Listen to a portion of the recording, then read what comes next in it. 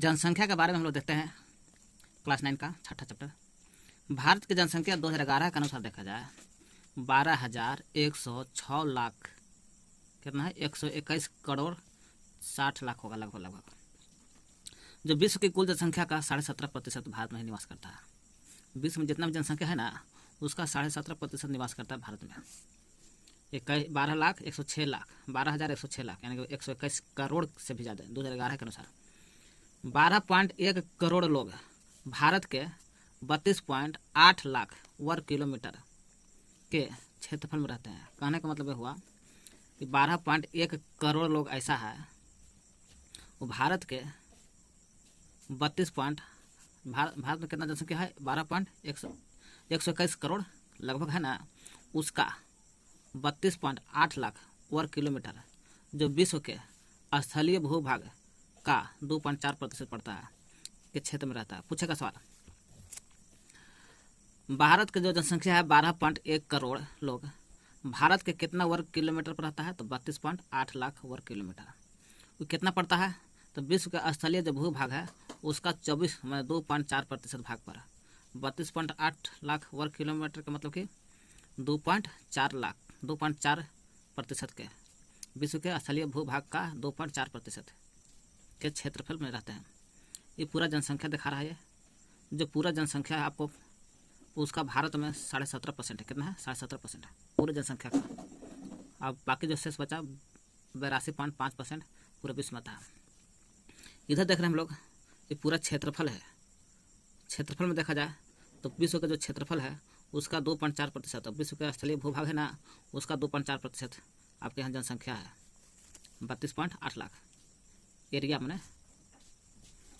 Next बाकी 97.6% विश्व का जनसंख्या देता है। जनसंख्या एक निश्चित समय अंतराल में जनसंख्या का आधिकारिक गणना को कहते हैं जनसंख्या। भारत में सबसे पहले 1872 में जनगणना हुआ था। पूछेगा भारत में सबसे पहले जनगणना कब हुआ था तो 1872 में। किसके शासनकाल में था? लॉर्ड मेयो के समय हुआ था। और नियमित जनगणना कहेगा तो 10 वर्ष के अंतराल पर होता है 1881 में। किसके शासनकाल में? लॉर्ड रिपन के समय हुआ था। Lord Ripon. सर्वाधिक जनसंख्या वाला राज्य देखा जाए यूपी है।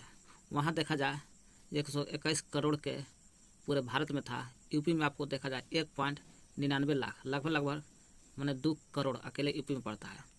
1.99 करोड़ जो पड़ता है यूपी में। देश का जितना भी जनसंख्या है देश के कुल जनसंख्या का मैंने कहने का मतलब देश का जितना जनसंख्या है ना 121 करोड़ था उस समय 2011 में, उसका 16% निवास अकेले पड़ता है। 16% अकेले यूपी में करता है निवास। हिमालय क्षेत्र के देखा जाए हिमालय क्षेत्र के सिक्किम का आबादी, हिमालय क्षेत्र का जो एरिया है सिक्किम, उस सिक्किम की आबादी केवल 6 लाख है। पूछेगा सिक्किम की आबादी कितना है? 6 लाख है, जो सबसे कम जनसंख्या वाला राज्य माना जाता है। पूछेगा सबसे कम जनसंख्या वाला राज्य सिक्किम हिमालय क्षेत्र में आता है। लक्षद्वीप में केवल 64,429 लोग रहते हैं। पूछेगा लक्षद्वीप में कितने लोग रहते हैं तो 64,429 लोग।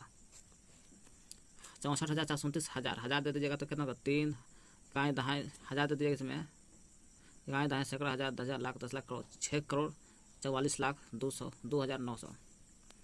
भारत के लगभग आधी आबादी देखा जाए तो इन 5 राज्य में रहता है। उस 5 राज्य कौन है जो आधी आबादी अकेले कर लेता है?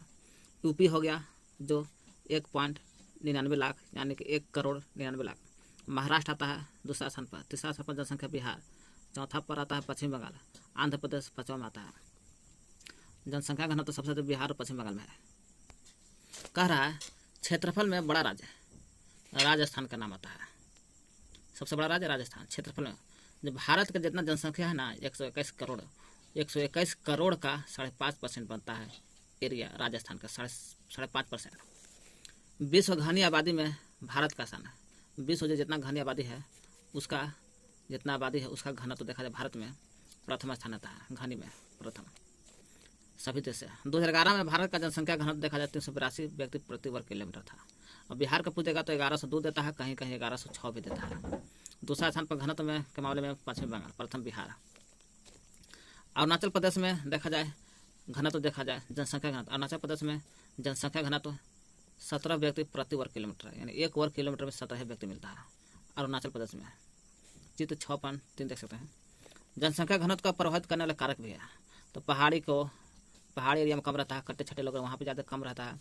मध्यम से कम वर्षा होगा वहाँ पर भी कम रहता है। कम उपजाऊ रहेगा वहाँ पर भी कम रहता है। पथरीली भाग में कम रहता है, छिछली एरिया में कम रहता है।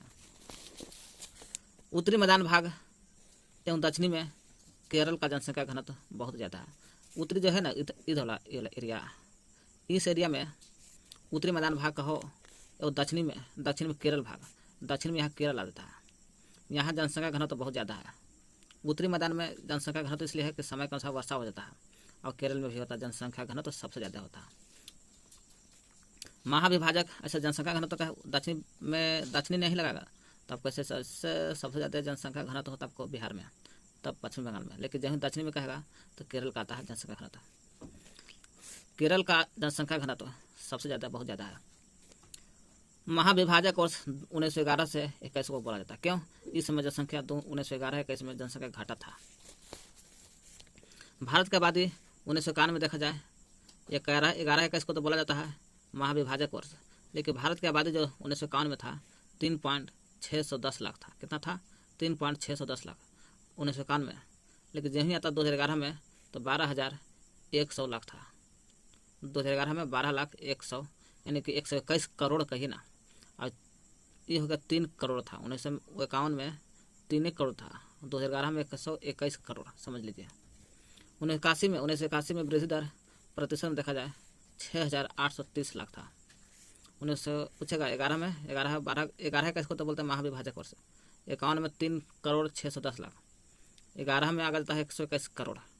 1981 में आ जाता है प्रतिशत में वृद्धि दर हुआ था 6,830 लाख 1981 में। 1990 आते आते कुल जनसंख्या में 1,820 लाख की वृद्धि हो गया था। पूछेगा 1990 में कुल जनसंख्या कितना हो गया था?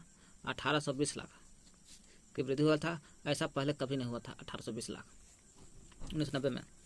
जनसंख्या में होने वाला परिवर्तन, 3 मुख्य कारक है जनसंख्या में परिवर्तन होगा।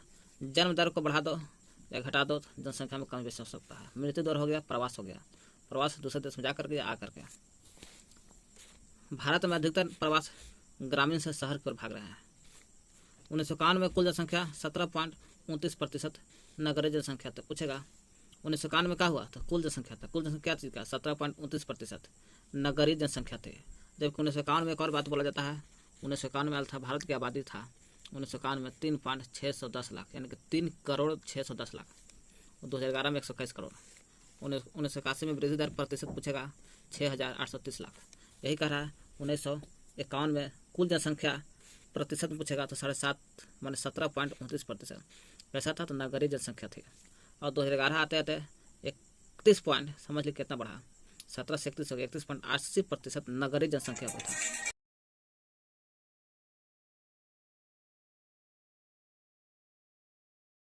किसी राष्ट्र की आबादी को सामान्यतः 3 वर्गों में बांटा गया। पूछेगा किसी भी राष्ट्र की आबादी कितने वर्ग में बांटा गया? 3 वर्ग में बांटा गया।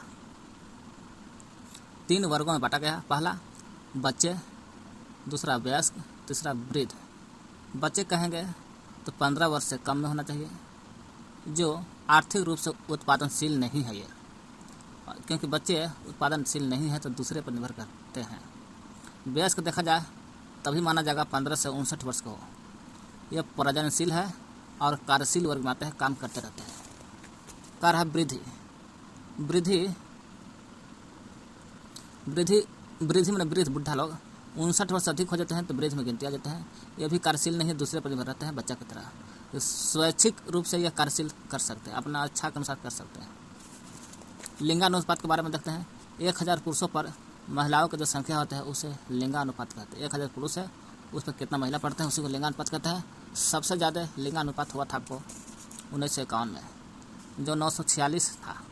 1000 पुरुष पर 946 महिला था। 61 में देखा जाए 51, 10, 61 में 41 आता, 46, 41 सीधे 5 महिला घट गई थी। 71 में कहेगा तो 930 सीधे और घट गया।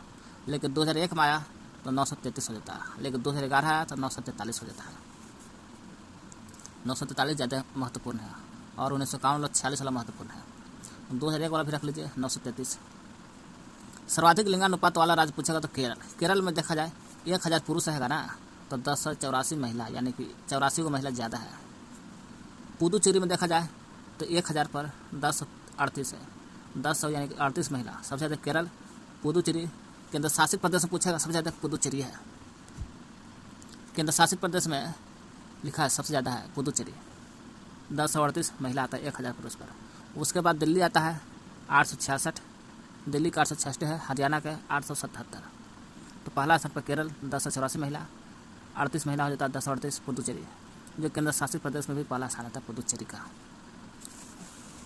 नेक्स्ट देखते हैं हम लोग कि साक्षर दर किसे कहते हैं। एक व्यक्ति जिसकी आयु 7 वर्ष से अधिक, 7 वर्ष हो या 7 वर्ष से अधिक हो, जो किसी भी भाषा को समझ सकता है और बोल सकता है या लिख पढ़ सकता है, उसी को बोलते हैं साक्षर। 2011 के अनुसार यह बात बोला गया है। देश की साक्षरता दर 73% है। हमारे देश में पढ़े लिखे कितने लोग हैं? 73%। 73% में 80.9% महिला है। 80.9 का है, 81 का है महिला। और फीमेल जो महिला है, महिला का मैन आदमी लोग 80.9%, यानी कि सीधा सीधा याद करने का तरीका 81% लिख सकता है उसको।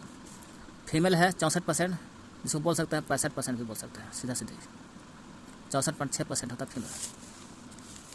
प्राथमिक क्षेत्र के बारे में चर्चा करते हैं। कृषि, पशुपालन, वृक्षारोपण, मछली पालन, ये प्राथमिक क्षेत्र। प्राथमिक क्षेत्र उसे कहते हैं जो शुरुआत होता है। कृषि का खेती करते हैं, शुरुआत होता है। पशुपालन भी खेती करते हैं, शुरुआत होता है। वृक्ष का रोपता है, शुरुआत होता है। मछली पालन होता है, शुरुआत होता है। द्वितीय क्षेत्र में जो उत्पाद करने वाला होता है, जैसे भवन को उत्पादन किया जाता है, भवन निर्माण कार्य जितना भी आता है द्वितीय क्षेत्र में आता है। तृतीय क्षेत्र में सेवा देने वाला होता है, जैसे परिवार हो गया, परिवहन हो गया, सेवा देता है। संचार हो गया, सेवा देता है। वाणिज्य है, सेवा देता है। प्रशासन है, सेवा देता है। सेवाएं हैं, सेवाएं देता, सेवा देता है। परिवहन, संचार, वाणिज्य, प्रशासन, सेवाएं। भारत में कुल देखा जाए जनसंख्या का, जितना जनसंख्या है 121 करोड़ था 2011 के अनुसार, उसका 64% भाग कृषि कार्य करता है। कितना? जितना जनसंख्या 64% खेती में लगे हुए हैं लोग। द्वितीय क्षेत्र में कार्यशील लोग 13%। द्वितीय क्षेत्र जो होता है जब उत्पाद करने वाला, उसमें कितने लोग काम करते हैं? 13% काम करते हैं, जैसे सेवा सदन, भवन निर्माण में। तृतीय क्षेत्र में जब को तृतीय क्षेत्र में क्या देखते हैं? परिवहन, सेवा, संचार, वाणिज्य, प्रशासन। वही तृतीय क्षेत्र में देखा जाए तो 20% आता है सबसे ज़्यादा। तृतीय क्षेत्र, द्वितीय में 13, तृतीय में 20%। और कुल जनसंख्या का 64% भाग कृषि पर कार्य है। भारत ने 1952 ईस्वी में एक व्यापक परिवार नियोजन कार्यक्रम प्रारंभ किया। पूछेगा भारत ने परिवार नियोजन कब लागू किया था? परिवार नियोजन तो 1952 में हुआ था। राष्ट्रीय शिक्षा नीति 2000 के अनुसार क्या क्या बात बोला गया है, इसके बारे में चर्चा करते हैं। 2000 के अनुसार राष्ट्रीय शिक्षा नीति 2000 के अनुसार कहा गया है कि 2000 के अनुसार 14 वर्ष से कम आयु का जो बच्चा है, 14 वर्ष के कम आयु के बच्चे को निःशुल्क शिक्षा देना है। शिशु मृत्यु दर प्रति 1000 में से 30 से कम कर देना है। 30 को हमेशा 1000 में 30 को कम कर देना है मृत्यु दर को, यानी कि 917 को करना है ना। व्यापक स्तर पर टीकारोधी बीमारी से बच्चों को छुटकारा दिलाना चाहिए। व्यापक स्तर पर देखा जाए टीकारोधी बीमारी जितना उसको छुटकारा मिलना चाहिए। किसको? तो बच्चे को। लड़कियों की शादी उम्र को बढ़ा देना चाहिए। परिवार नियोजन जो 1952 में चालू होता है, उसको एक जन केंद्रित करना चाहिए, जन केंद्रित।